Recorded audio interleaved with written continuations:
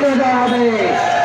সংগ্রামী ছাত্র বন্ধুগণ, আওয়ামী লীগ সরকার খুনি হাসিনা বিগত 15 বছর এদেশের তরুণ জনতার উপর যে গণ খুন নির্যাতন চালিয়েছে, সর্বশেষ 2024 সালে যে গণহত্যা চালিয়েছে, এদেরকে নিষিদ্ধ করার জন্য এর বাহিরে কোনো কারণ অথবা প্রমাণের প্রয়োজন হয় না।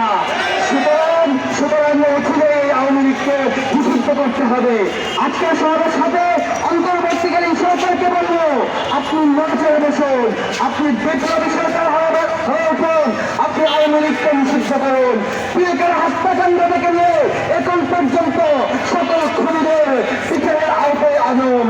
এর ক্ষেত্রে মিডিয়াকে পরিষ্কার ভাষায় করতে চাই, রাষ্ট্র যদি আওয়ামী লীগকে নিষিদ্ধ করতে ব্যর্থ হয়, রাষ্ট্র যদি আওয়ামী লীগকে বিচারের আওতায় আনতে ব্যর্থ হয়, তাহলে এদেশের তরুণ জনতার নেতৃত্বে বাংলাদেশের জনগণ আওয়ামী লীগের বিচার নিশ্চিত করে চলবে ইনশাআল্লাহ। সংগঠিত হতে জনতা আওয়ামী লীগ ভারতের প্রধান শিখিয়েছে, আমরা বাংলাদেশের ভারতের প্রধান করবো না, আমরা